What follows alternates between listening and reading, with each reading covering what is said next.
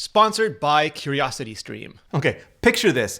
Opening arguments for Apple versus Qualcomm are underway in the Southern District of San Diego. U.S. District Court Judge Gonzalo P. Curiel first disallows, then reverses and allows live tweeting. So we all get to read along. Allegations are made of double dipping, of Coke wanting to get paid for Pepsi, of KFC and its secret recipe, of chicken and potatoes. No, seriously, it got weird and fast. Then, right there, out of nowhere, the inconceivable happens. Hit subscribe, smash that little bell dingus because you're not going to want to miss any of the fallout and any of the future videos. I'm Rene Ritchie, and this is Vector. San Diego and Cupertino, California. Qualcomm and Apple today announced an agreement to dismiss all litigation between the two companies worldwide.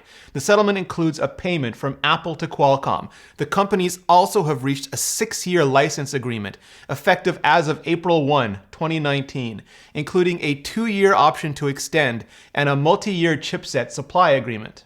Direct license between Apple and Qualcomm, 6 years with 2-year option to extend, effective as of April 1, 2019. Apple will pay royalties to Qualcomm. Settlement includes a one-time payment from Apple to Qualcomm. Multi-year chipset supply agreement. All worldwide litigation will be dismissed and withdrawn, including claims involving Apple's contract manufacturers. Contributes to increased stability for licensing business. Reflects value and strength of Qualcomm's intellectual property. Then, just as everyone and their analyst is busy trying to figure out what the frack just happened, the aftershock hits. Santa Clara, California, April 16, 2019. Intel Corporation today announced its intention to exit the 5G smartphone modem business. The company will continue to meet current customer commitments for its existing 4G smartphone modem product line, but does not expect to launch 5G modem products in the smartphone space, including those originally planned for launches in 2020. We are very excited about the opportunity in 5G and the cloudification of the network, but in the smartphone modem business, it has become apparent that there is no clear path to profitability and positive returns, said Intel CEO Bob Swan. So, what happened? At some point in the span of a few hours or days, or maybe days and weeks, something changed. Apple and Qualcomm had been content to let their case go to court.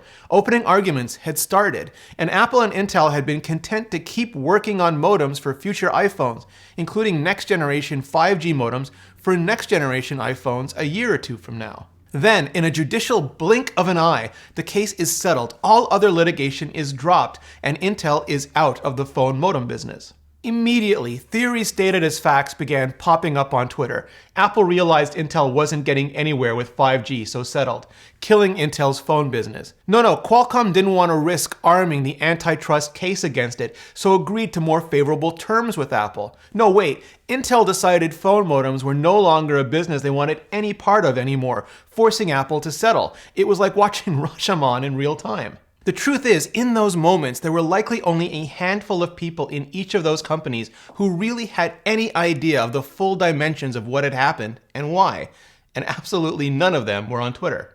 But there were several smart analysts saying several smart things that we can draw on to get a sense of the possibilities, especially because it's likely there really aren't that many possibilities. The first is that Intel decided to get out of the phone modem business, and that left Apple with only one functional option, at least if they wanted to keep connecting phones to cellular, at least in the US, settle with Qualcomm. Intel bought Infineon's modem business in 2011. While Infineon had supplied the original iPhone modems, Apple had transitioned away to Qualcomm's chipsets to support things like CDMA in the US and to offer world phones internationally.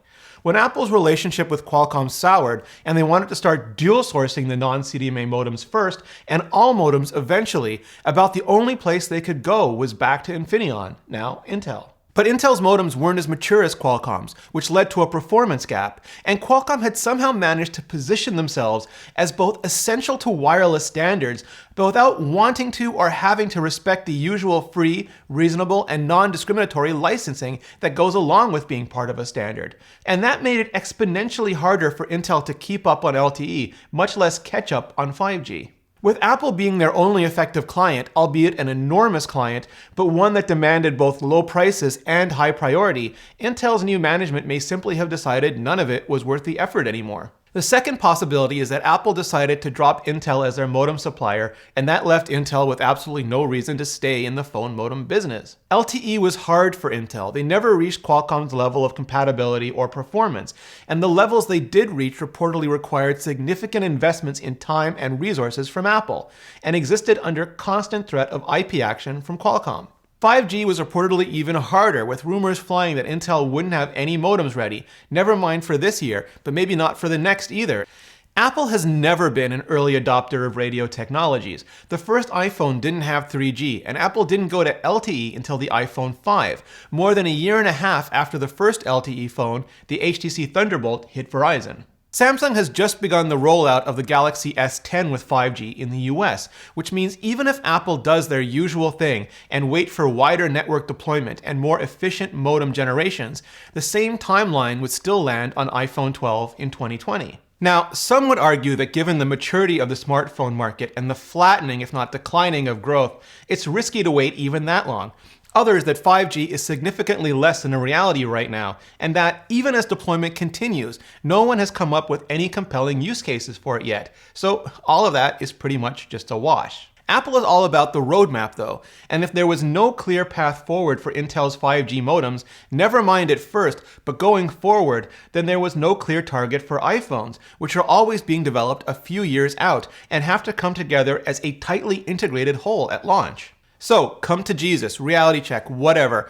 Apple may have simply decided settling with Qualcomm may not have been what they wanted going forward, but the only way forward. And with Apple gone, so too was Intel's phone modem business. Also, just to cover all the bases, there may also be a reality where Qualcomm saw pressing Apple at trial on all of this may have won them the battle over iPhone modems, but lost them the antitrust war in the US and elsewhere, and decided to offer Apple rates low enough just to bring them back to the settlement table.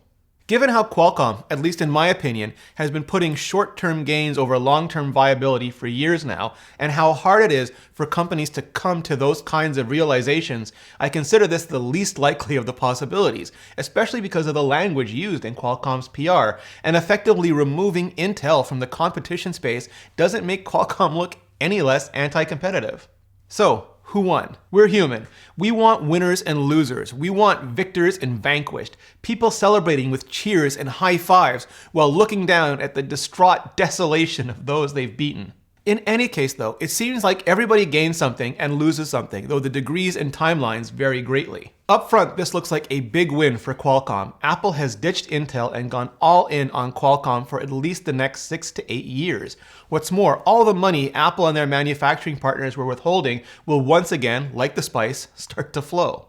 On the surface, this shows what Qualcomm has long contended, that it is incredibly hard, if not downright impossible, to make a functional, let alone good modem without their technology. It affirms the value of their IP, if not their business model. I say if not their business model only because there's been some talk that absent Apple pushing this case, what many in the industry would describe as Qualcomm's abusive anti-competitive practices will go unchallenged. I'm not so sure though. The biggest risk to Qualcomm's business model was never Apple. It was in the US, Korean, Chinese, and other governments. And if anything, the arguments Qualcomm made versus Apple could end up hurting them far worse in the regulatory courts. Microsoft invested in Apple, and Intel licensed to AMD for a reason. A smarter, more forward-thinking Qualcomm might have done everything possible to insulate itself from antitrust, where weak competition is so much better than no competition. Apple probably, and I say probably because, again, no one really knows yet, secured better rates from Qualcomm, which is what they've been after this entire time. Apple can be a remarkably personal company, and it often felt like it wasn't just what Qualcomm was charging them, but the way in which Qualcomm was charging them that offended Apple. Based on the whole device rather than just the component, and with licensing fees even when their own components weren't being used. Apple's also getting better, more reliable, more dependable modems and modem roadmaps for the next few years. And yeah, they failed to break Qualcomm's business model, but that again is not really Apple's business. There are regulators for that. Some are worried that this will also hit pause on Apple's own modem efforts, which have been reported on for a while now. My guess is not. Count me as one of the people who believes the modem will become integrated into the system on chip, and just like what happened with ARM, Apple will transition from buying Qualcomm chips to licensing Qualcomm IP for their own custom integrated modems. and that would be a big win for Apple over time. And as much as I love all the history that ends up being unearthed at trial, all the stories about how chips and phones were developed, both Qualcomm and Apple come out of this without executives having to take the stand, and without secrets having to be made public. Humanity absolutely loses out on the cultural and technological anthropology. Apple and Qualcomm, though, get to keep their pants on.